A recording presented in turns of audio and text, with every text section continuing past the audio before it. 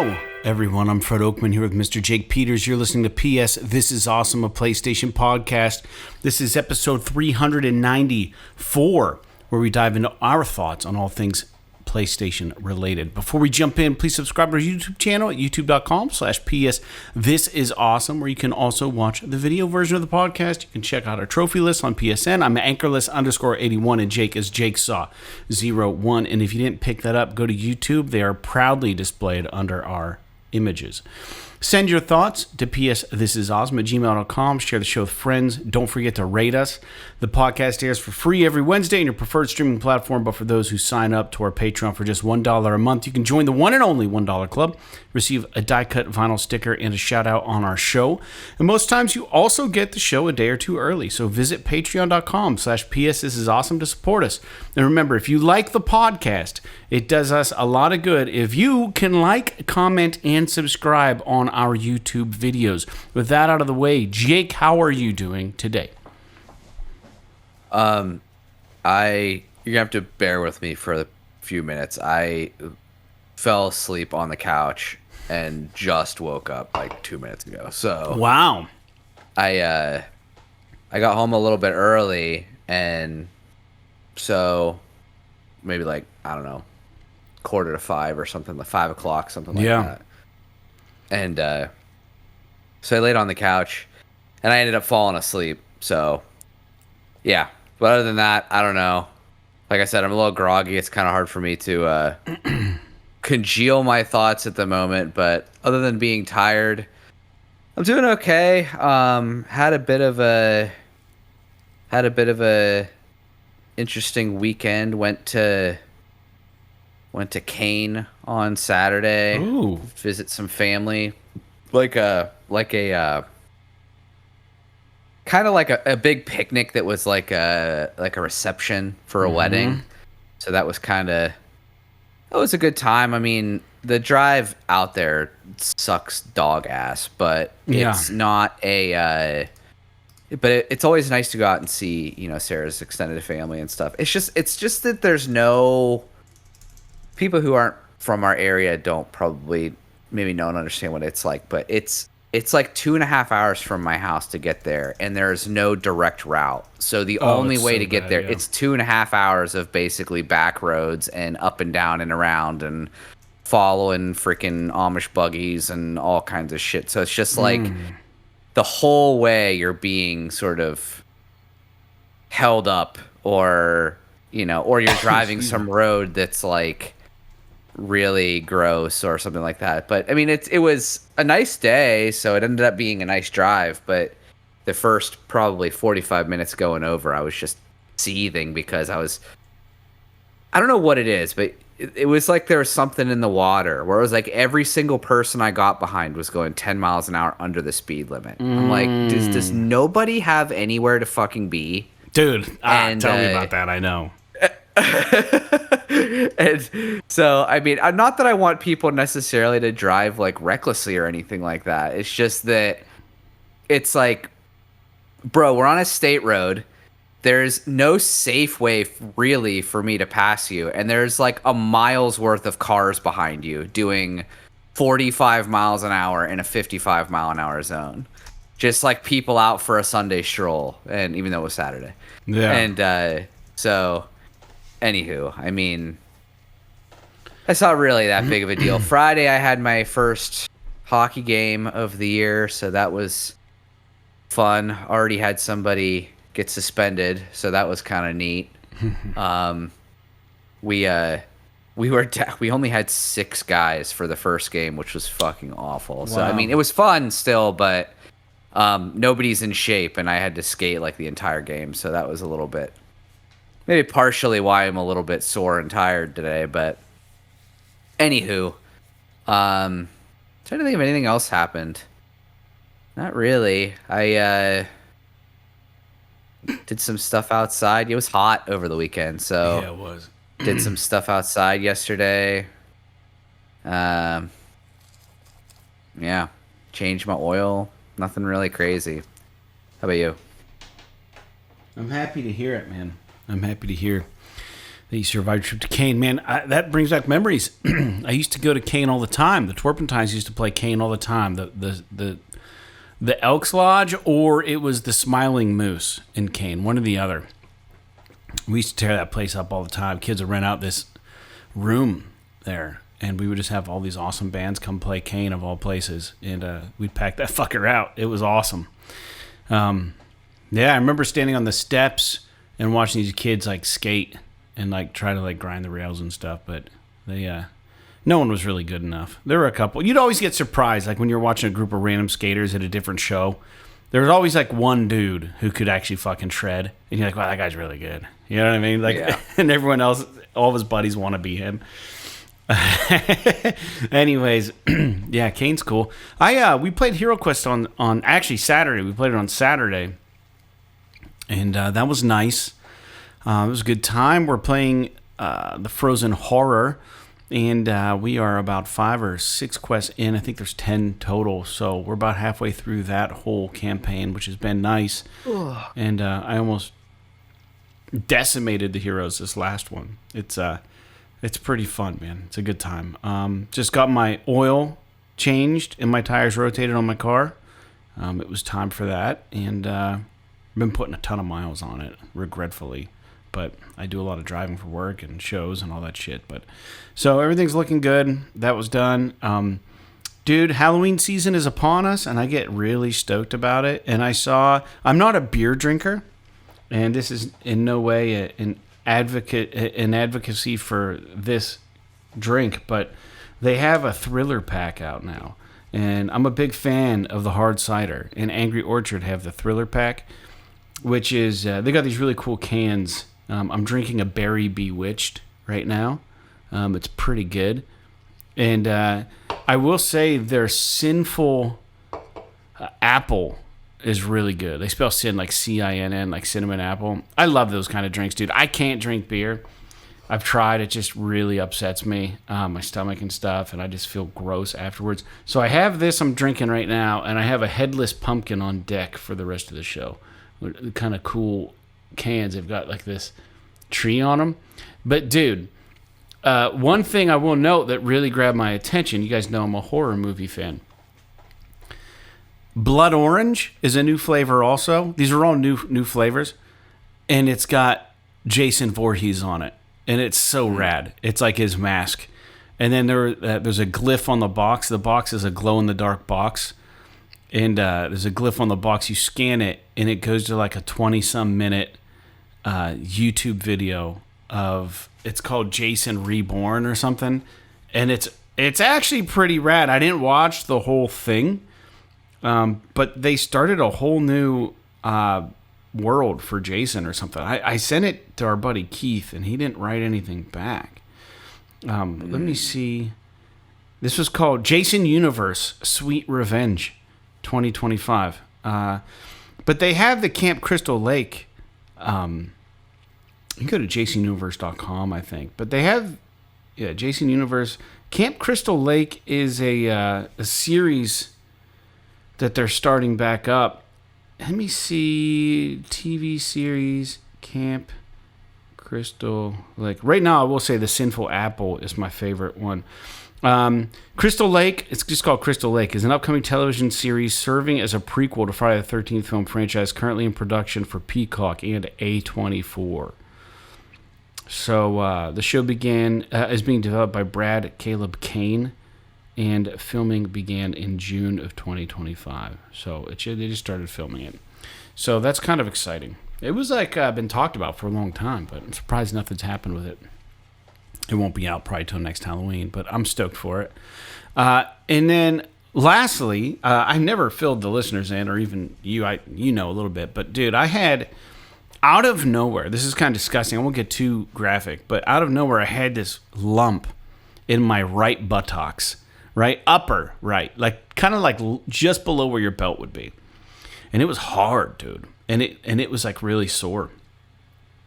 And but it was deep in. It wasn't like a gross blackhead or pimple. There was no sign of any way of like what was in here. You couldn't like get rid of whatever is in there, right? So it started getting hard. It was like really hard, And then it was like really sore. So I went to the doctor and he did a culture, dude. And it was a staph infection. And I'm like, how the fuck did I get staph infection in my ass cheek? Like, I don't even fucking understand. And he was just like, yo, he goes, literally, staph is everywhere. Yeah.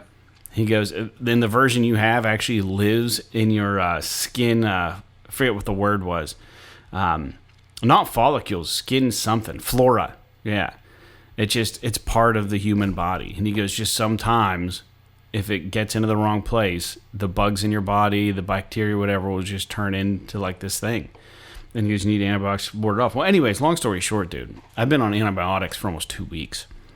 The first week really took the thing back to where it needed to be. But I still have this thing now, this little mini lump, and I've got to go possibly get it removed tomorrow.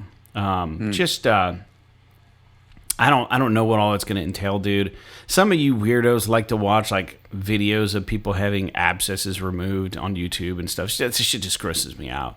But some people have a fetish for that shit. But I've got to get this thing, I think, removed. And I think the doctor said he thinks that there is some sort of pocket or something back there from the infection. And he said, if you don't get it pulled out of there, dude, you're just going to have more problems down the road. So just get it done. And I'm like, fuck. Which sucks because, like, it doesn't hurt. It's not infected anymore. And, like, I'm supposed to go see Lucero. They're doing their 20th anniversary of Nobody's Darlings, which is my favorite album of theirs, in Buffalo on Saturday.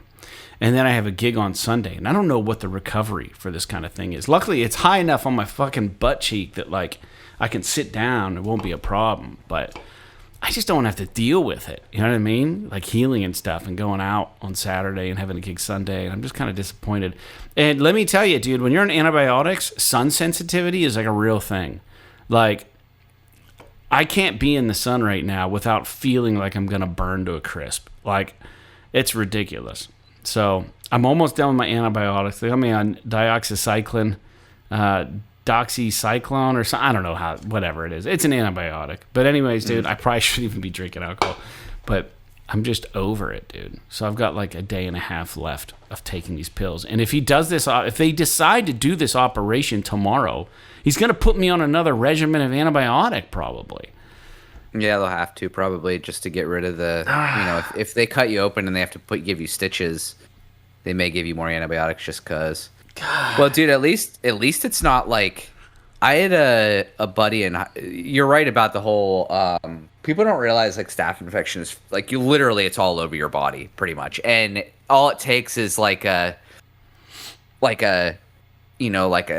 scrape or something like that, and it gets in the right thing, and then you get it, and you have to deal with this, and at least it wasn't like. No, granted, I guess I don't know this for sure, but I had a buddy in college who got MRSA, and which is a type of staph infection, but it's like incredibly virulent. Like they literally have to cut it out. Yeah, like there's no way to get rid of it otherwise. So yeah, it's not that. He had this hole in his fucking arm because they have to cut out all of the tissue that contains the staph infection. That, dude. And thankfully, you didn't have to deal with anything that crazy. But hopefully, dude, if worst case, I mean, it sucks. Obviously, it sucks what you're dealing with. Yeah. And I feel bad about it. But if all you have to deal with is like a little jab in your butt and maybe a couple of stitches, I mean, it could be a lot worse. Right. No, so I agree. It'll just suck to have to deal with it. To deal, dude. Getting stitches sucks because it's like you have to baby it for fucking 2 weeks. Yeah, and you can't get them wet, and you got to change bandages, and you got to take fucking antibiotics. Yeah, and it's just annoying that like when this shit just happens out of nowhere. It'd be really one thing came out of nowhere, dude. It'd be one thing if you like hurt yourself and then you had to do this, but it's like, oh, I was just hanging out and now I have to do this thing. Well, I'm really glad I caught it when I did, and I went in because I'm kind of like a tough guy in that regard. Like I didn't want to go. To me, I was like, it'll go away. Who knows what this is? Maybe it was a bug bite. I thought it was a spider bite at first, And no, if I hadn't gone in when I did, it could have really gotten bad, and that shit can get in your bloodstream.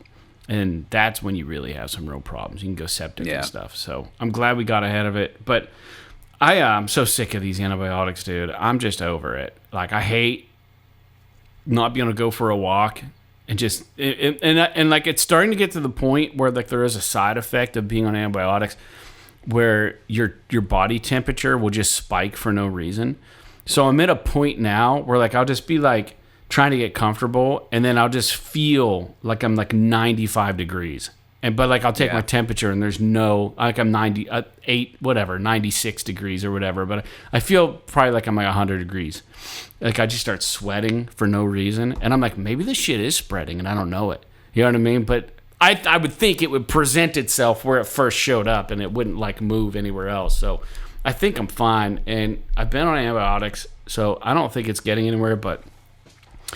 And my doctor was like, dude, here's the deal. He goes, you came to me to fix you up. And he goes, antibiotics? He goes, I'm really surprised how well your body handled that. He goes, that was pretty bad. And he goes, you let it get pretty bad. And he goes, it's like, and they just look at the wound. Like he's not measuring shit. He looks at it and he goes, we're about a 78% reduction, you know? And I'm like, if you say so. Okay. Yeah. Just whatever. And he was just like, we dodged a bullet. He goes, if you want my advice, go get it. Just whatever's there, just have it pulled out and then just deal with it and won't be a problem down the road. And I'm like, all right, and that's probably what I'll do. So that's scheduled for tomorrow, Wednesday. So we'll see how that works out for me. But enough about all of that exciting life stuff. And let's get into some games we're playing. You guys know I beat Death Stranding 2. I talked about that last episode, and I wasn't sure what I was going to dive into. We mentioned that the Skate early release was out for everybody last week. And dude, I've been playing this. And it's fun. There's things about it that I hate. I'll be honest. I'll be completely upfront. There are things about Skate that I do not like. One being that there are like, every time you do like unlock something, you got to watch this damn animation. And you have to watch, like, and then it tells you what you unlock, and it says this and that, and then you're just like, what the fuck did I even do? And then, like, the voiceover work is just ungodly terrible. So, like, whatever the voiceover is, it's not working for me. It's not even really clear-cut what you're fucking supposed to be doing. Like, it would be cool if they had, like, some sort of, like, itinerary where you didn't have to just look for spots on the map. If it always just gave you a waypoint and they're like, oh, here, go do this challenge. And then after you do that one, just go do this one, go do this one, go do this one. But like challenges, I'll do them and then there won't be anything on the map. And then like there will be some later. And that might be all part of early access. In general, I love the way the game handles. I love the controls. I love doing the tricks. It's really fun. And some of the challenges they give you, you're supposed to do everything in a line, meaning like, you know, you don't wipe out, you do all these tricks in one go. And some of these challenges they give you have you know, there are parameters and then there's like an actual boundary that if you skate past it resets and you got to do the line again. So some of them get kind of technical. And you got to kind of understand skateboarding a little bit to do some of them. Now, you probably could jack off a little bit and just do whatever you want to do on the thumbsticks and get it eventually. But I find the game more fun when you're calculated with what you're trying to do. Like, just do like, I don't know. For instance, if you just see like a park bench, it's fun to skate up to it. Try to do like a nollie to like some sort of just tail slide to like a kickflip out. And that's like so fun. To just like, okay, here's what I'm going to try to do. But so I think there's a lot of good to this game, but it seems like because it's free to play, they had to throw in all this extra shit that makes it less enjoyable for me. I would have rather paid $30 for this game and not had all of these fucking free-to-play things, like all these unlockables and like the shop where it's like, okay, how do I get this Thrasher t-shirt? Do I have to pay real money? How do I unlock the thing, the money, the credit to get this thing that I want to put on my guy? And then it's like, I don't even fucking care. But like, if you're going to show me an old school Thrasher shirt or like a blind board or something, like I just want like, I want to be able to get that stuff. But because it's free to play, some of the stuff is almost impossible to get without putting money up for it. And I guess that's the whole purpose of these games, right? But and another thing I don't know, I think the soundtrack's pretty cool. I need to dig into it a little more. I put some time in, dude, and it's like an open world where there's like you can see all the people in the lobby skating around and stuff, and I don't think there's any collision. I don't think you can run into each other. I think you just go right through one another. I don't know. Maybe if they're in your party, you can collide. I haven't done anything in a party, but dude, I will say that like if anybody is interested in it, if you can get past the bullshit, like the voiceover work, the different characters that don't mean anything that you're interacting with, if you can get over not knowing what like how to unlock money or clothing, and like if it's just kind of all convoluted, if you get over that and just get out there on a skateboard and skate around, it's actually kind of fun to play. But I mean, that's what the game's supposed to be, but they put all this extra shit on top of it that I can't stand. So that's my opinion on Skate. And I see you looking a certain way, Jake. I don't know. Have you tried this game? I did, and I played it for a couple hours, and I gotta be honest with you, man. I kind of fucking hate it. Yeah. And it's not because, and I was a huge fan of the original Skate on Xbox.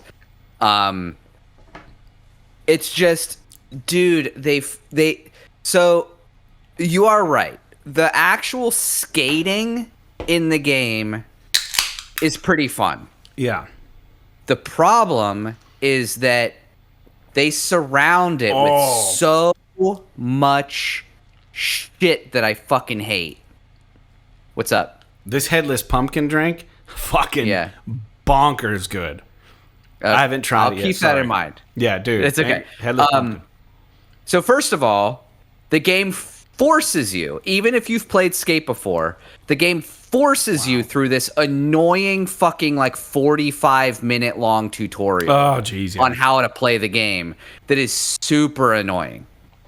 Second of all, it's like once it actually like kind of spits you into the open world, it's constantly like bombarding you with the free to play shit and like the Fortnite-ification of everything, and it's all like cartoony. The and menus like, are terrible. Really, the menus are terrible. The over the top like colors, and like Skate used to be pretty grounded and relatively realistic, and what they did was they just like this game could literally almost be like a version of, I don't want to say it could be a version of Fortnite because I've never played Fortnite. I don't know that if that's true or not.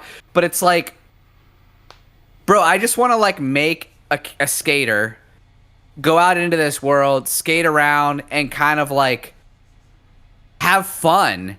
And it like the way it's just the way it presents challenges to you, the way it like the fucking shop. God, the fucking shop, the way it's like unlocking these, it's like, so confusing. You have to boxes and boxes within boxes and shit. You have to pay for these boxes, but then it's like you get one thing out of the box, and then you go back to the box, and it's like, oh, you don't have enough money for the other thing in the box, and it's like, well, I thought if I get the box, I get everything in the fucking box, and it's like, and then like clearly there's shit all over it that's like, oh, you can pay $25 and just in real money and get this thing, right, or whatever. Right. And then it's like, I don't like that I feel like they tried a little bit, like they overextended in copying something like Forza Horizon 5, which I know that you've never played, so you don't really understand what I mean. But the idea behind Forza Horizon 5 is that there's this festival going on in Mexico, and the whole area is wrapped up in this car festival, and everywhere you go, it's almost like a fair. Like everywhere you go, there are car activities to do, and everybody is involved, right? So this city is like that, but in skateboarding. It's like, oh, this city is like all about skateboarding. It's like made to be a skateboarding city because it like somehow fucking helps the economy or something. I don't know. And like the mayor is a skateboarder and like weird shit like this. Just and weird it's like shit. Like they got rid of the transit, but you can use your skateboard now to get to anywhere you need to from this location. Yeah, and everywhere you go, it's like, oh, you got to own this spot, and it's like the whole town is made to be skatable, which is cool. But one of the things that was awesome about the original Skate is it was just a fucking town. Yeah. And you just went around and you skated and you found really cool spots and stuff. Yeah. Where in this, it's like literally everything is turned into a ramp. Everything is turned into a grind rail. So it's like you're skating around. It's like, oh, there's a potted planter on the side of the street. It's not just a potted planter. It's got fucking sloped ramp sides on it so that you can like ramp it and do a shit trick like on that. it. Yeah, right. And like the whole time you're skating around, there's all these other fucking players just like flying all over the place. Like it's just the atmosphere of the game ruins it for me, but I do believe that there's a couple of things that are awesome about it. One, the soundtrack is pretty good. And two, EA has always been very good about soundtracks. Like all the Madden games, the EA Football Club games, they have amazing soundtracks. Skate's no different. Great soundtrack. And the skating in the game is good. It's what you remember really from Skate. With like the stick, using the stick to kind of do more realistic style. It's difficult if you're not used to it. But it's smooth. It works well. But it is smooth. And it does work well. And the animations are very good, even though it's like more of a cartoony style.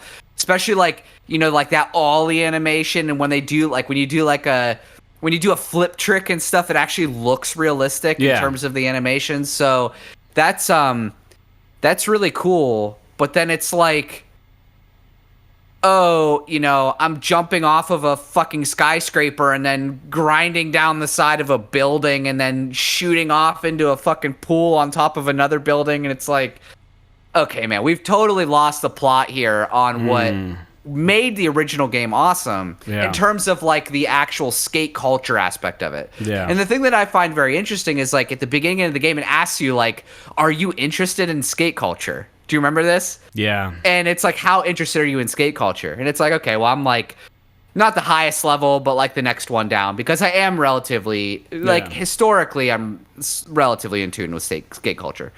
And,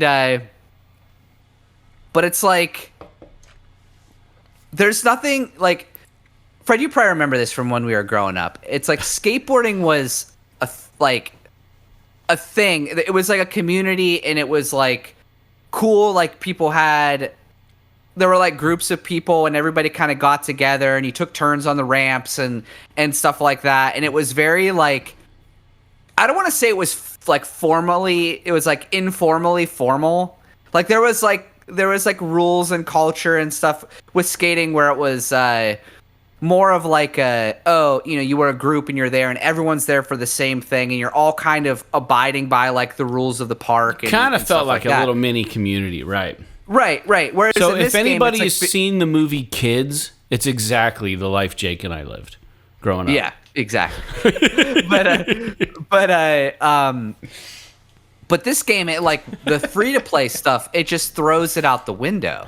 Yeah. Because there's just like skaters flying all over the place and it's like really like not that skating can't be gaudy, and obviously there are different variations of skater style where some of them are very gaudy and some of them are very reserved and things have changed over the years.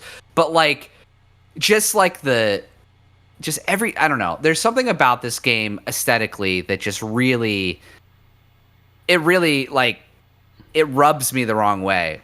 And dude, and it culminates in Sarah was making dinner last night while I was playing this, and I'm surprised she didn't come out and ask me what the hell was going on, because I was cracking up because of this thing. Have you done this thing before where when you hold down R2 you can just somersault all over the fucking Yeah.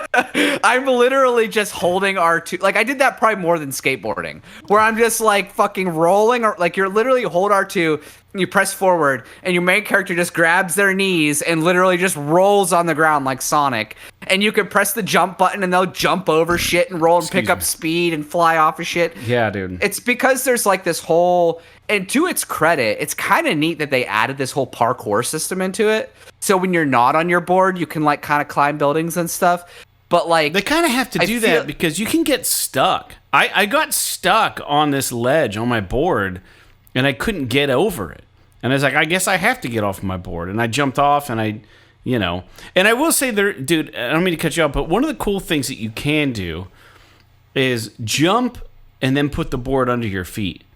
And oh yeah, that's so fun to do. The on-off mechanic is pretty cool with the skateboard. It's slick, yeah. And it's just like, I love that you just jump off of a fucking building and just face plant into a telephone pole. Yeah. And then you just like stand up and get back on your board and like keep riding around, and it's just so, yeah. It's so, I don't know. It's like they took, I don't know. I would have to digress anymore about it. It's just like, I will say that if you're into skate and you're open to the wildness that is this free to play thing that they've got going on, yeah. I think there is something here with this game that a lot of people will like. But if you're like a traditionalist when it comes to skate, where you want more of a realistic sort of experience, where you're kind of sort of roaming a real, in quotes, city, finding ways to like tear the town up, this game might rub you the wrong way like it does for me. Like, one of the reasons why I liked the original Skate so much is because, like, everybody who skateboarded when they were a kid remembers, like, kind of going around town, even when you're driving around in your car and you, like, see something and you're like, oh, that would be cool to fuck around on with a skateboard. Mm-hmm. Or, like, oh, if I was good enough, I would definitely want to try and hit this handrail in this park. Or, like, whatever. And you had these fantasies about how you could skateboard in your local town. And the original Skate kind of lets you just do that. Yeah. Because it was a regular town. You'd be skating around. It'd be like a little shopping mall, and there'd be a fucking, like, there'd be a staircase, and you could do the things, right, that you couldn't do when you were a kid. Yeah. And now it's just like, oh, well, what if we did that, but we just blew it way out of proportion? And it's going to be something that I think a lot of people are going to like. It's just, I think that they've lost the plot for me, but I'm curious how the game will develop. Yeah, man, I agree. I think it's one of those things where they nailed the controls and the animations and everything at the root of the game.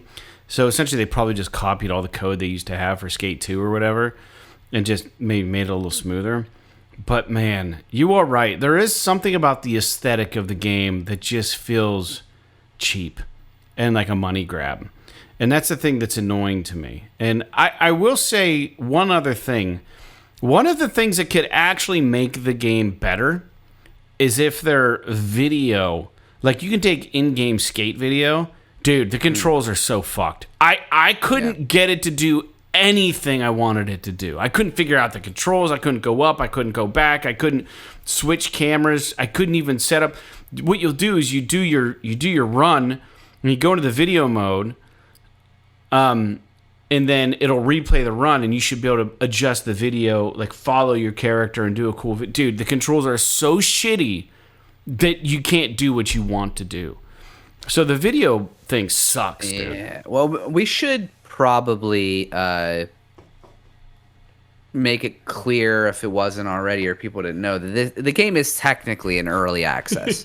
So it is possible that a lot of this stuff they will fix. And I will say, for an early access game, it runs very well. Yeah. Like, I didn't have any issues with it.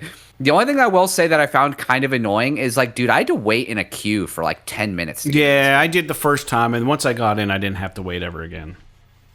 But it's like, why are we doing this? Why are games like this? I just want to play a fucking video game. I don't want to wait in a queue for 15, 20 minutes to play a game. It's like, if there was an offline mode where I could just play the damn thing offline and I didn't have to wait into a fucking queue to get into a server, that would be great. But I get that's not what they're going for with this game. I get it. It's just a bummer as an old school skate fan. And I shouldn't even call myself an old school skate fan. I just really enjoyed the first one. I never played Skate 2 or Skate 3. Yeah. But that said, I still think people, if they're interested in Skate, should try it out. It's free. Why the hell not? It plays really well. It might, like, honestly, it really might click with you. If you it's can just get for me, past all the extra shit, I think you could find something in there worth enjoying. And my last thought, and then I'll talk about the other game I'm playing real quick, is what would have been way cooler is if they could have somehow used Google Maps to just recreate cities. Oh yeah, kind of like Flight Simulator. Microsoft Flight Simulator does with because they've got with their Street shit, View, dude. Yeah. If they could have come up with some way to actually have real cities that you could skate in, how fucking rad would that be? Like, that would be the skateboarding game I would want. Like, just find a fucking random dumpster and want to just like try to fucking, get over it off of like a ledge or something. It'd be so cool. I just wonder, with that regard, if there wouldn't be some kind of an issue with like would you have to, like, if you were including cities in your game, would you have to like somehow get some sort of agreement in You'd have to have an place agreement where with Google Maps probably.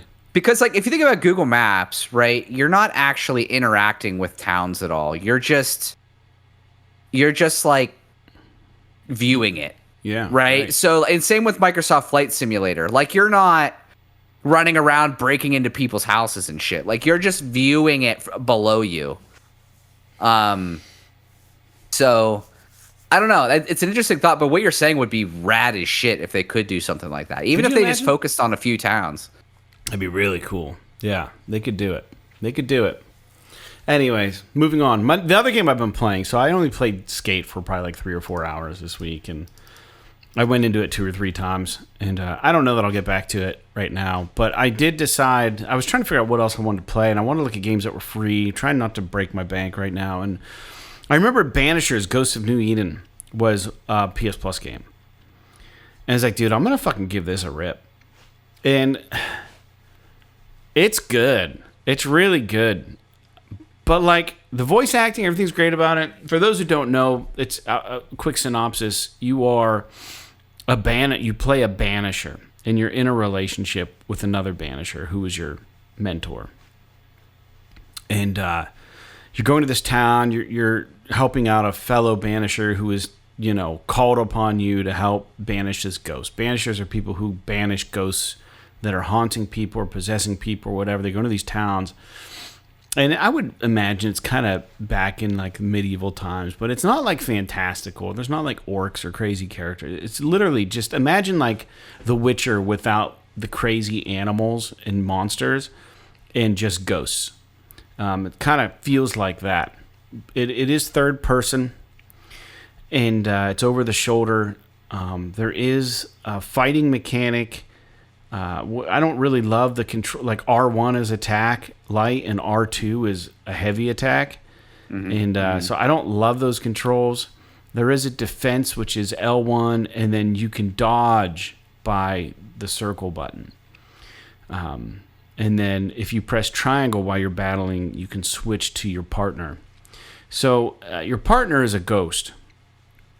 Without spoiling any of the story, for one reason or another, you guys are separated at the beginning of the game, and you are trying to get rid of a nightmare. Apparently, nightmares in this lore are like the scary. They're like Bigfoot, like they're the worst of the worst, and they're not nightmares like you would think, but they do visit people in their sleep as a nightmare, and they kind of possess them and get them to do shitty things, and they're very powerful. But so you're making your way back to this town. You start there, Quentin Tarantino, you get straight off the path, and you're making your way back. So I don't know. So it's interesting. So a couple quick things about this game. Combat's good. There is an upgrade tree. You can switch between characters at any given time. The ghost character can see things that the human character can't see. And they have different attacks. They lean on one another to get through different parts of the game, which is interesting and kind of not really creative, but done in a neat way that like it's fantastical, but it's not. And the other thing about it is you've sworn almost like an oath or a whatever as a banisher. You're trained as one, right? So you come into these situations where you're in a town and somebody says, "Oh, you're almost like a witch." Imagine like "Oh, you're a witcher. Can you help me, a witcher?" But you're a banisher, and you show up, and you're like, "I think I can help." And you find out that, like, for instance, I'll give you one early on thing that happens. There's a couple, and the wife she can't find her husband. He owns a forge, right? He's a blacksmith, and he's gone missing. But he took all the tools with him, which doesn't make sense. So as a banisher, you're doing an investigation around the cabin. You're looking at different clues and stuff. And as you're looking, it starts revealing these different things in the sub menu about the characters that you're investigating, and you end up tracking him down, and he's like, this is a spoiler, but it's just one of the small side stories. Just to give you an idea what the role is of this game, like why I think it's cool. So you track him down, and he's in a cabin surrounded by wolves. You got to fight the wolves. It's kind of neat, and then he comes out, and you start just pressing him with questions, and you can pick dialogue choices. And then you find out that, like, the tools he's making, like the nails and stuff that he's forging, are like kind of shitty and very amateur, and all this different stuff about his quality of craftsmanship. Like, he doesn't really understand questions that you're asking him about metalwork and stuff, and you're like, I don't know if this is actually the blacksmith. Like, maybe he's haunted, maybe something's going on. Long story short, you go back to the woman, and he's there. And then you actually go find a ghost, and you get all three of them together after because you can do, like, carve these symbols in the ground, and, like, ghosts will come out of the ground, and you'll get to, like in the Division, there are echoes, and you can see something that happened that isn't happening now, but it happened there before, and you kind of paints the whole picture. You can do this as a banisher in certain situations. So in this side quest, you find out that they were on the boat coming over to this town, and this woman was married to the true blacksmith, but he was abusive, right? So he was an abusive partner. He was a very mean person, very good at his job, but very mean to her, very possessive, would be abusive towards her. And she found this guy, and they plotted the murder of the true blacksmith on the boat back to this town, and no one had met him yet. They had contracted him from another country, whatever. So you pretty much uncover that these two people murdered the real blacksmith, and the real blacksmith is also now present in the ghost form. And he's like, "It's not fair. These tools are mine. He took my tools. He took my life. He took my wife. He took everything that belonged to me." But you know that guy was an asshole, right? Because you saw it when you carved the thing in the ground. And then as you're talking to the woman, she's like, "We really had no choice. I really didn't want this to happen, but I couldn't keep living the way I was living." And then the other guy, now posing the imposter blacksmith that took all the tools and left, because he was being haunted by the real ghost, because he did steal the guy's tools, right? So it's the ghost coming back to claim what was his. And he's trying to shake the ghost. The woman wants the ghost shook. And it turns out they killed this guy, and it's her ex-husband that is the ghost. And now you're left as a banisher. You have three people. And after you hear everybody's story, this is where, like, the don't nod influence comes in, right? Like the Life is Strange shit, where it's like, now you know everybody's story, and it's like, well, do these two people, you can blame them, which means you can essentially, I believe, kill them for bringing about this ghost, right? If you feel that the ghost was right. You can also ascend the ghost, which sends them off in, like, the most peaceful way possible, meaning that, like, it's not their fault they're there. They got trapped in some weird ethereal situation. Or you can banish the ghost, which is, like, immediate, abrupt, very painful for the ghost, and you send him into fucking oblivion. So now you're left as a character with an option. Like, do I let these two new people just live out their life, or do I kill them by blaming them? Or do I banish the ghost to oblivion with no regard to the ghost? But you feel kind of bad for him because this dude did kind of step in. And it turns out the other dude that stepped in to kill him is actually a criminal who's wanted in the other country for being a thief. So he's also not like a good dude. And he's like, I just want a new start, man. And you're just like, I have a fucking decision to make. So this is where the game kind of shines, and it puts you in these situations. And there are different endings to the game based on what I've read. And I guess depending on where your moral compass is and how you want to treat these characters, it does affect the outcome. And there are situations, I believe, the game kind of outlines that, like, if you just blame everybody and just kill people, you need enough human sacrifices to bring your loved one back, who's your partner in the game, who's also a ghost. So it's like a very powerful ritual, but you have to claim the lives of people by using the blame sacrifice. And it's like, I don't want to kill these innocent people. Like, this guy was an abusive asshole, right? So I just banished the guy. It's like, fuck you, dude, just go. You had what was coming. But so I'm finding a lot of interesting kind of moral compass, like what would you do situations as you play through the game, as you run into these side quests and the main quests, and like, how would I handle this? What's the right thing? What's the wrong thing? And then you also have to ask yourself, well, what's best for me, like in my situation, right? So the game's really cool in that regard, man. And I went back and I started looking at reviews, and people loved this game. I don't know why it didn't get all of the attention that it maybe should have got. Maybe it came out at a weird time. I can't remember when it came out. I believe the price point was a little lower than normal. It did hit PS Plus, so I figured maybe that like it would have got more attention than what it did. But man, this game's good, dude. Banisher's Ghost of Need is good. Now, there's probably a lot more to it than I am trying to mainline it and just go through it. I want to just get it under my belt. I am enjoying it, but like, I think to like beat it and do everything you can do, it could take up to 45 hours. And I'm not looking to fucking dump. I just put like 85 hours into Death Stranding 2, almost 90 hours. I'm not looking to half of that in another game.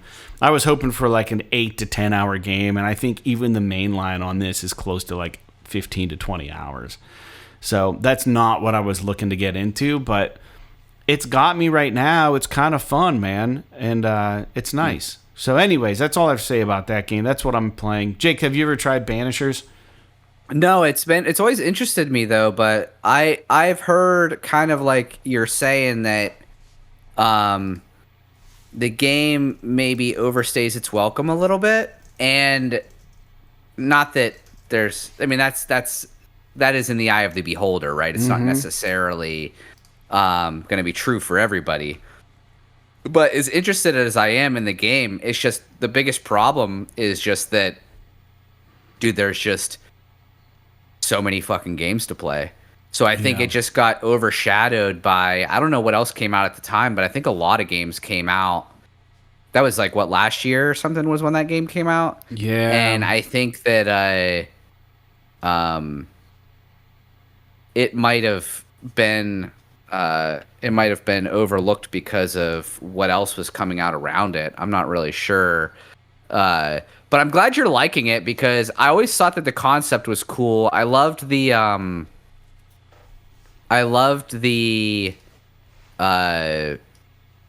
concept of like the little sister kind of component. If you've ever played BioShock, where it's like you can choose to either kill or save the little sisters, and whenever you do that, it gives you different rewards one way or the other about it. And so I know that that's kind of like a component to this game, where it's like, do you do bad shit to bring back or to keep alive the ghost of your loved one, or do you kill, or do you save the real people at the expense of maybe bringing back your loved one? So it's very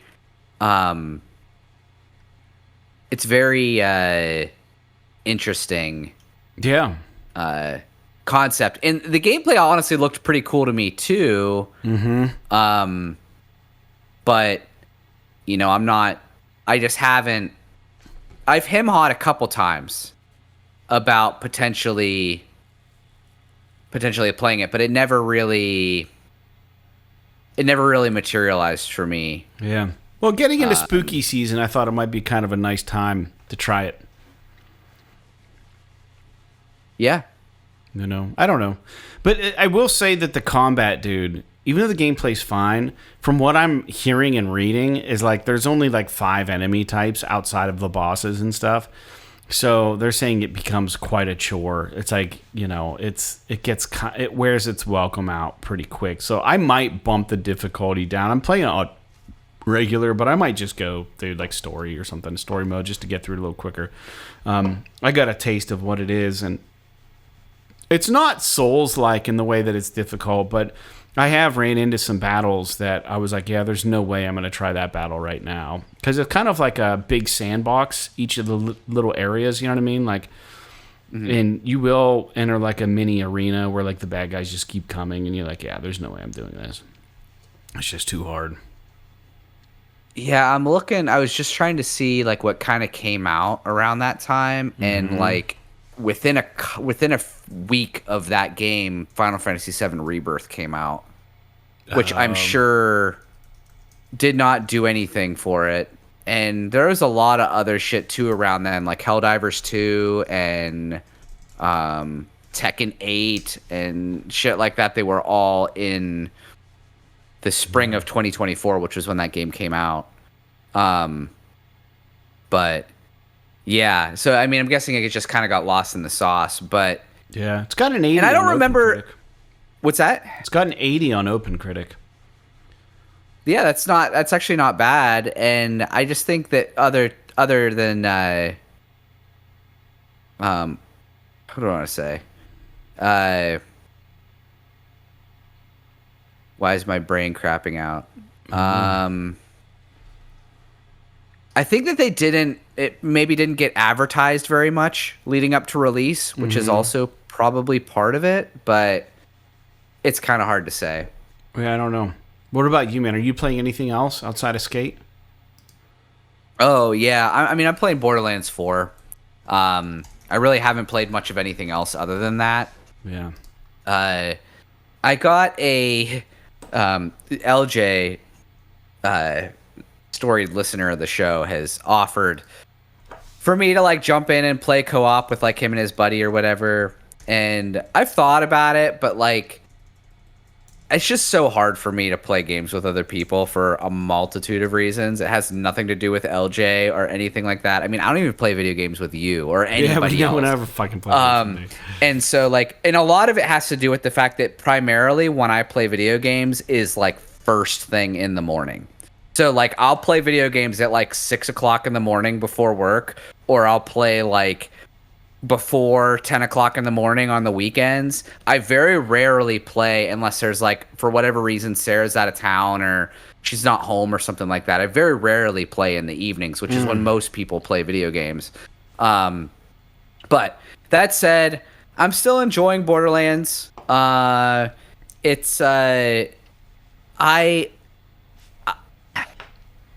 still on the hunt to find guns that really feel good to me.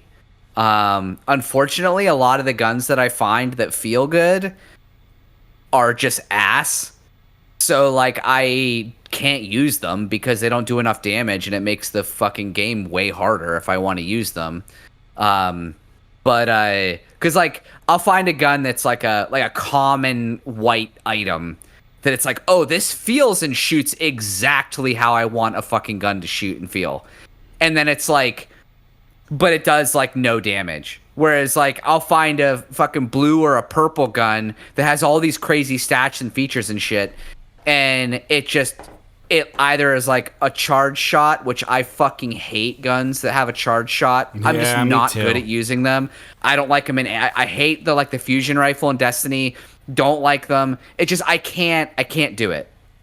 But the other thing that I find semi annoying about this game is that for whatever reason, on most of the weapons that I have found that I've been using, the projectiles are incredibly slow.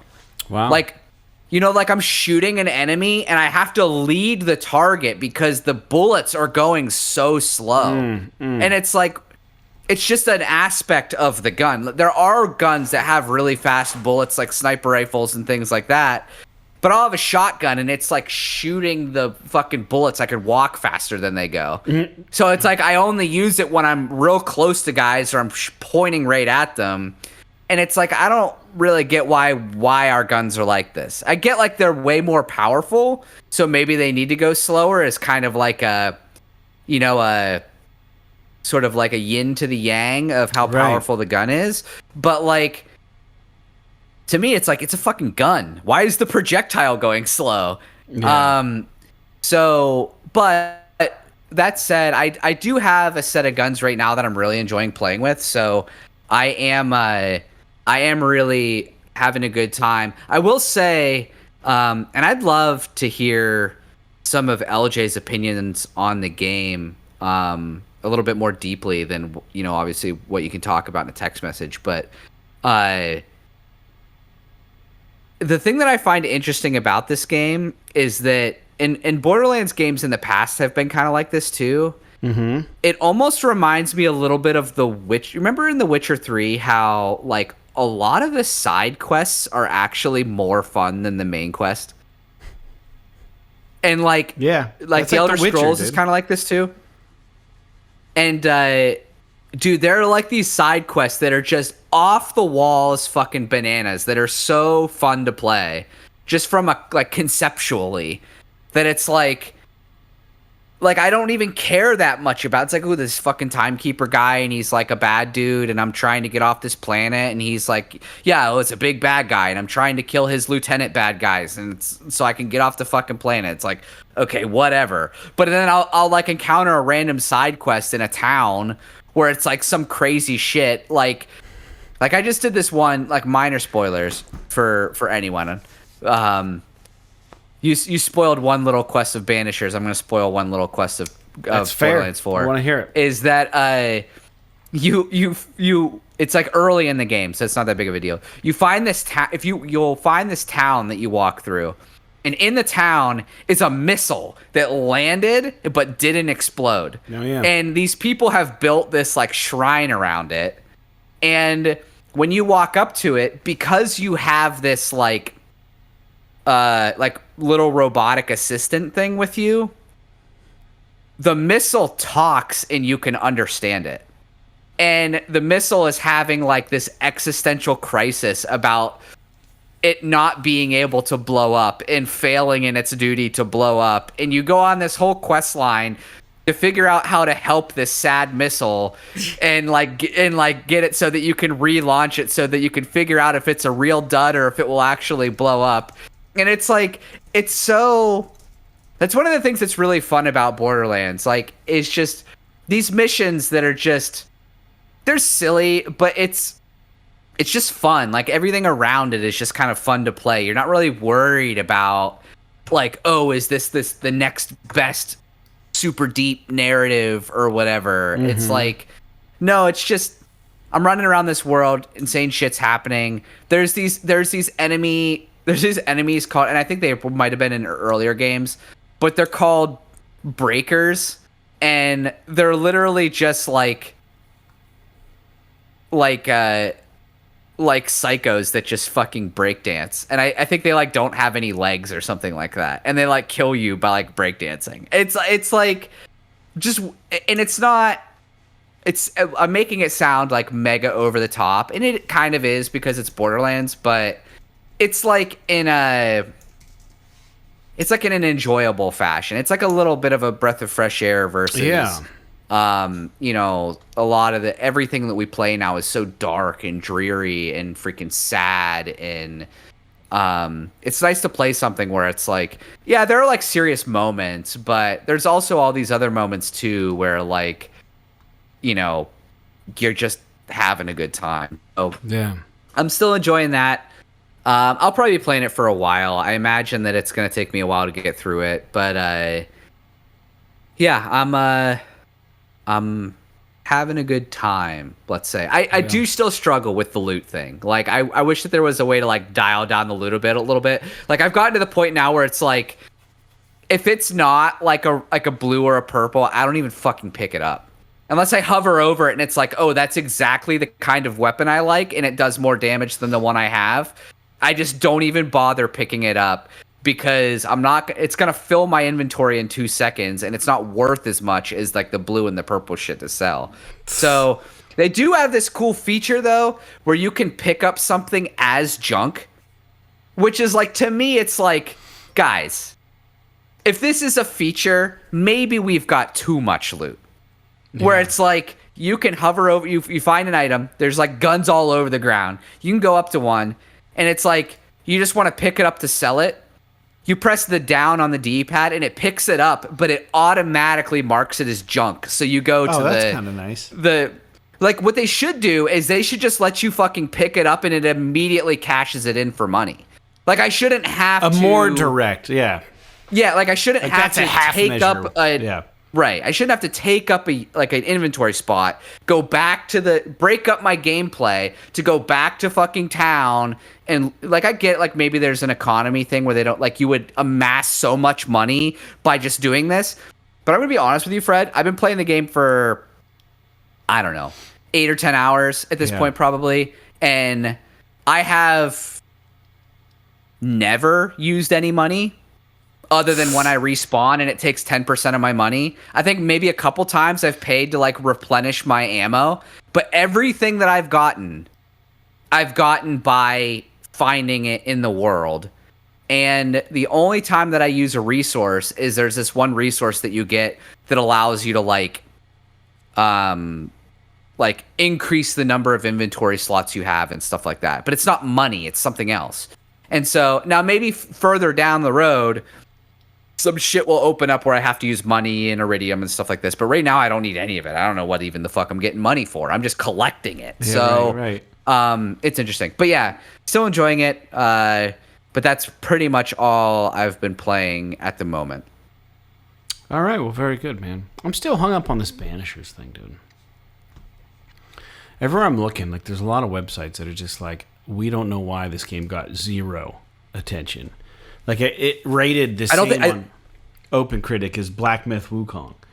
So I literally don't think that I think that it's literally marketing. Like, the game was not marketed, and so it just died on the vine because there was too much other shit going on. There's like billboards everywhere for fucking Final Fantasy VII Rebirth, but there wasn't even like a YouTube ad or a banner on PSN or anything for Ghosts of New Eden. So I think sad that's because really all that it is. Dude, it's a good game. Like, and it's one of the first games like this by Don't Nod that had more action instead of just narrative. You know, they took a stab at it, and unfortunately, it was considered a commercial loss. Like, they lost a ton of money on this game.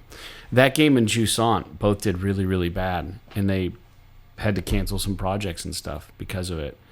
It's just a shame. Because it's, you know, and we wonder why we don't get anything new from anybody. You know? Yeah, let's just get another Marvel game. Gosh. Anyways, I digress. Still no word about the state of play that I thought we were going to get. So, yeah. I don't know. Maybe we'll hear about it tomorrow for Wednesday. They've been doing like the day after kind of announcements, so it could be anytime this week.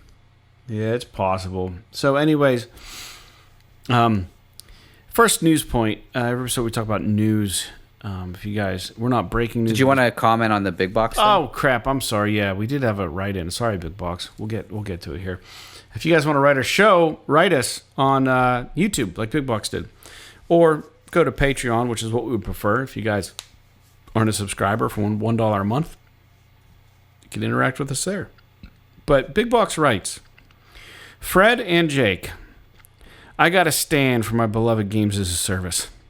Last week, Sony listed 3, quote, strategically emphasizes indicators, end quote, for PlayStation. They were 1, PS5 hardware units sold, 2, PlayStation monthly active users, and 3, total gameplay hours.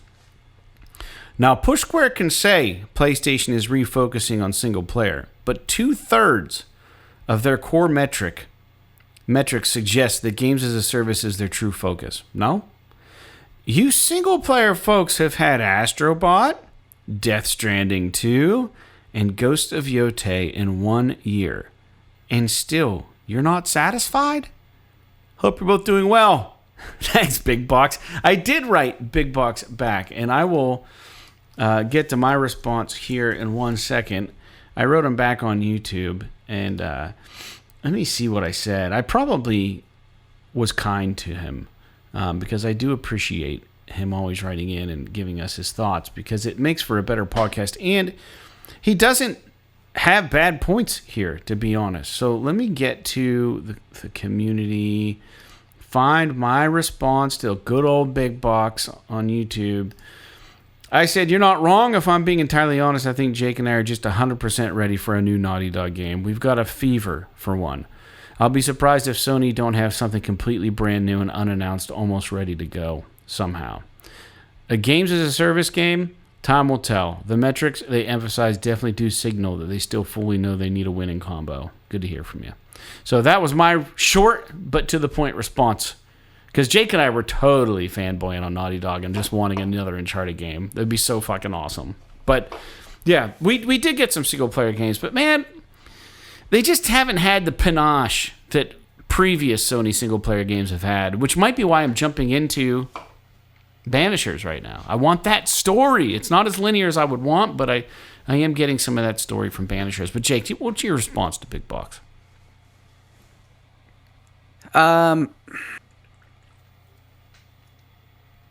So, I don't know that I'm... First of all, being a stan of games as a service is such a foreign concept to me. I don't know how to respond to that. But not that there's anything wrong with that. There's nothing wrong with that. You know, to each their own. But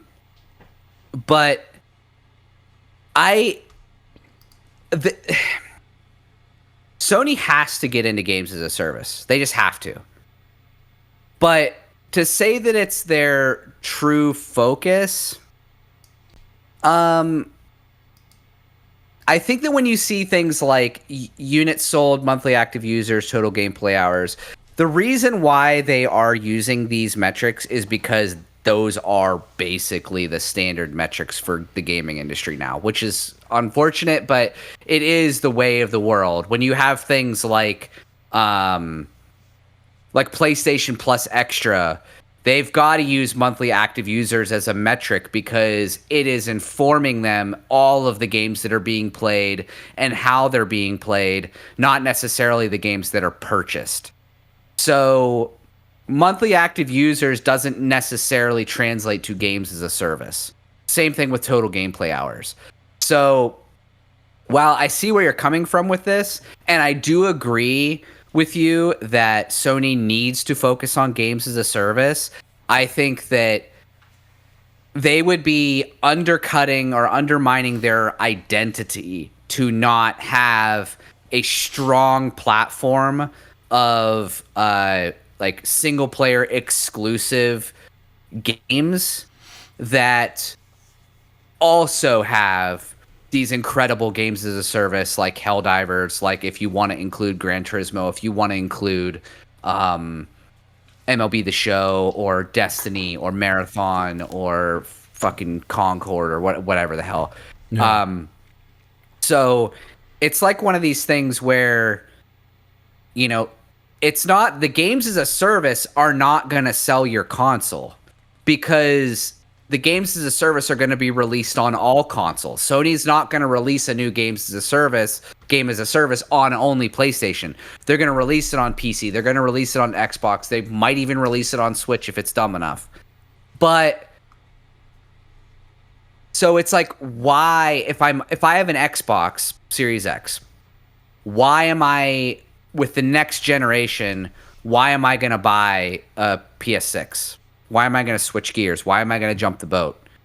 Well, you jump the boat because the games that I can't get on my Xbox, the games that you can't get on your Xbox are the Uncharted's, are the Ghost of Tsushima's, are the fucking, Astrobots, things like that.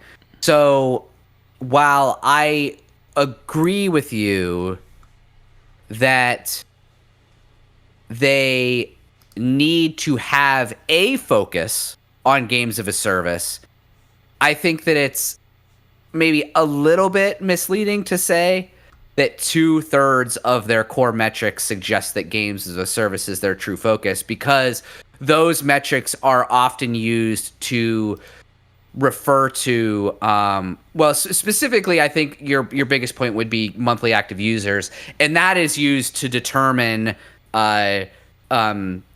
gameplay on subscription services, which most of the games on subscription services are single player games.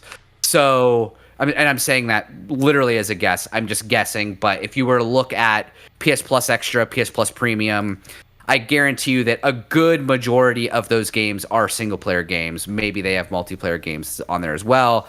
So monthly active users applies to that as well as the games as a service stuff. And then total gameplay hours, that's just like, what have you played and how much have you played? Right. So that's not necessarily indicative of games as a service. But I do agree with you. It is important that they maintain a focus on it, but they cannot have that focus at the expense of the Intergalactics, for example. Because the Intergalactics are going to be the things that people are like, whoa, I need a fucking PlayStation. Instead of, whoa, I need a fucking Xbox, or all my friends are on Xbox. You might be able to convince all your friends to come to PlayStation if they're like, oh, but I also get this over here. Because, like I said, Sony is not going to keep their games as a service initiative exclusive, because you need as many users as possible for those to be successful. Does that make sense, Fred? Yeah, makes sense to me. Makes sense to me, man. Thanks for addressing that. Class closed. Class closed. I love it. All right, let's get into dismissed, I guess, is technically the right word, but yeah, our case closed. Anywho, thanks for writing Big Box. Yeah, we do like hearing from now. Next, tell me how they should focus on roguelikes. Well, wouldn't hurt them. Sony needs to fucking make some good shit. That's all. Although I guarantee, I bet you Saros is a roguelike. So yeah, I am only partially joking there. Dude, I also wondered, Ghost of Yotei. I got a sneaking suspicion that this game's going to just be average. I don't think it's going to be fantastic, and I think that it's going to do worse numbers than they anticipate. I think it's going to be just a brief retort. I think it's going to be really good. I just don't think it's going to do as well as the previous one, because it's not novel anymore. Yeah, I agree. All right, so let's get into the news. Every episode we talk about some news points. We're going to blow through these, hopefully get through them relatively quick. It's already 7 o'clock on a Monday, and I still have to upload all this shit for you. All right, there's even more classic Tomb Raider coming to PS5 and PS4.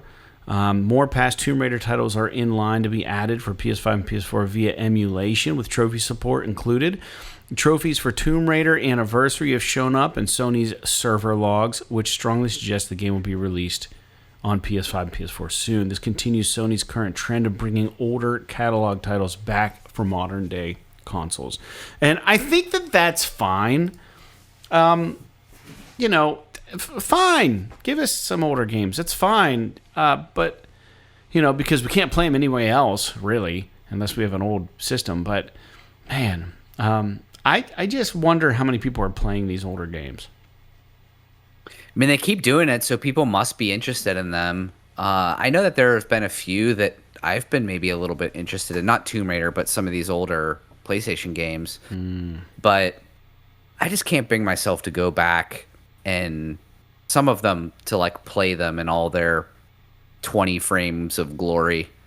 Like for example, I played the PS4 port of Final Fantasy VII. I don't know. It's been maybe 4 or 5 years ago now, and I loved it. But I had to play it I had to play the battles in the fast forward mode, because all of the animations and shit are the original animations from the game from 1997, so they were literally like 20 frames a second. And it's just like, I love this game. I love everything about it. But when you're used to playing games at such a high performance level like we are nowadays, going back to some of these old games, as much as you love them, can be kind of tough, even if they are great. So I'm curious how. Do you know what Tomb Raider games? It just said anniversary. I can't remember what it was. Tomb Raider anniversary. Oh, the PlayStation 2. Interesting. This game is actually a remake of the 1996 Tomb Raider for PS2. Interesting. So they're re-releasing the PS2 remake of the original game. Yeah. That's kind of cool. Yeah, It is cool. All right. Well, anyways, next news point. Sony's dropped the list for this month's PS Plus Extra and Premium games. These titles span new classic fan favorites. The U.S. rollout is coming later. Europe, UK have access now. I can't remember what the extra games were. I got to pull it up. I didn't put it right in the notes. Extra, which is the next step up, right? There's Essentials, Extra, and then what's the other one? Premium. I can never fucking remember.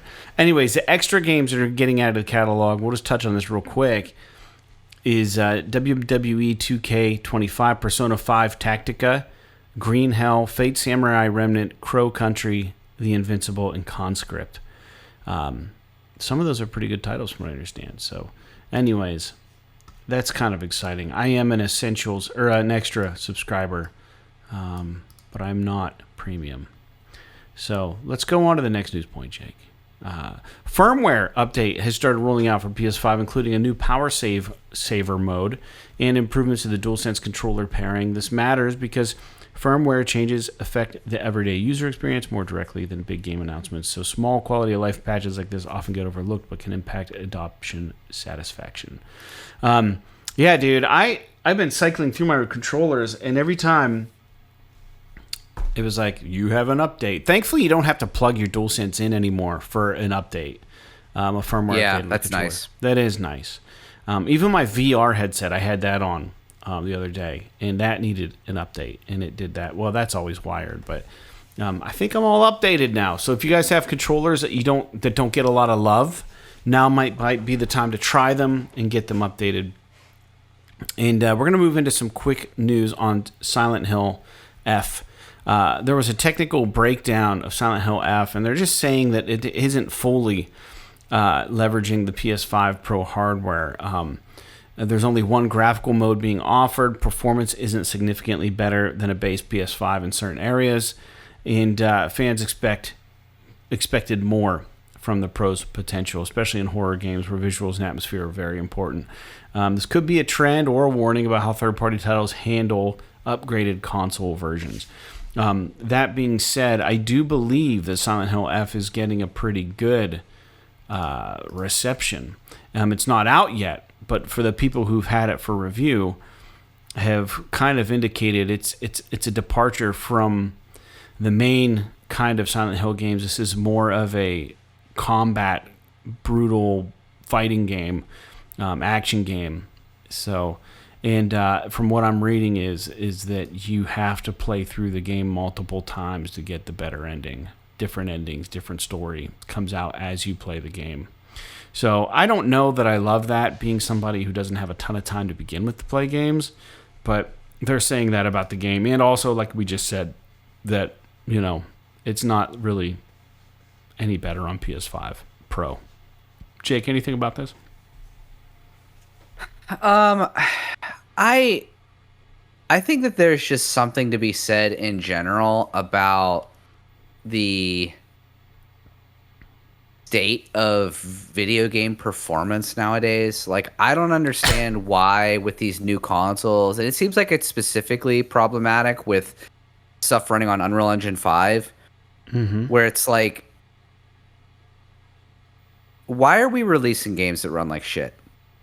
We should be at a point in time where it's like everything runs good.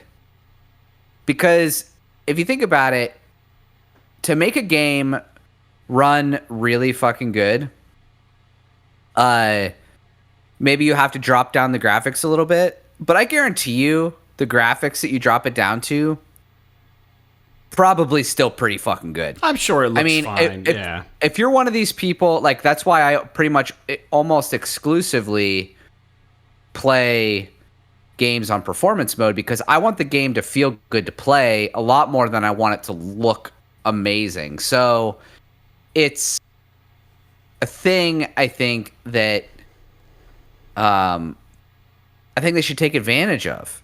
Mm-hmm. Like, and even in these games like Silent Hill F, where it's like, okay, or I don't know, for example, Borderlands, where it doesn't run very well, being a PS5 Unreal Engine 5 game. It's like, dude, just give me a mode where it looks like shit, but it runs really fucking good. Right. Like, is like why not give me that option? And I don't really get it. It's like I get what, like, maybe they're like protective of their image with this regard. It's like, oh, we've got to have this game that looks really good. Well, it's like the game still looks really fucking good in the quality mode. You could give me a performance mode though that does like 120 frames or some shit like that. Yeah. And maybe it doesn't look nearly as good, or your draw distance isn't as far, or your resolution isn't as high. But it's like, I mean, why not give me the option? The thing that I really don't like is kind of what this article is alluding to, is that if I've got a game that runs better on PS5 than it does on PS5 Pro, that's a problem. Yeah. And I know that we're kind of, maybe not necessarily as, like, if you were in the PC community, I think you're dealing with this a lot more. I think PC guys have been dealing with issues with performance really hard for the past few years, maybe up to the past 5 years or so. Where, like, when I was a kid, I remember, like, if you had a good rig, you could play pretty much the newest games like flawlessly. Yeah, right. But it seems like nowadays there's all this shit, like guys with like top of the line $2,000 video cards. They'll put a game on medium and it runs worse than when it's on high settings. Like, it's like weird shit. Like, they can't figure out the performance of a lot of this stuff. Backwards. Why does it work the way that it does? Nobody seems to know. Now, I get it. Games are way more complicated than they used to be. There's a lot more going on, a lot more textures, a lot more animations, a lot more back-end complexity. But it's like, in the good old days, if games ran like this, they wouldn't be released yet. Right, right. So we should just not release games that run like ass. But most people, maybe they've probably, I mean, assuming the reason why they do this is because they've probably found that for the most part, releasing a game a little bit broken does not hinder their sales at all. So why the hell not release it early? You can always patch it. Yeah, that's true. I hate that, but it is what it is. It's just the way of the world these days, man. It's the way of the world. Dude, I've drank so many of these drinks, 2 drinks today, that I have to pee really bad, but I don't want to stop the podcast, so let's get through the next little bit as quick as we can, but still give the listeners what they need. Last news point. Embark Studios is inviting players to participate in a server stress test for Arc Raiders from October 17th to October 19th, ahead of the full launch scheduled on October 30th. The test doesn't require sign-up or pre-registration beyond downloading the game from the PS Store. And while progress won't carry over, participants will receive a bonus cosmetic item. This helps ensure stability and a polished experience at launch.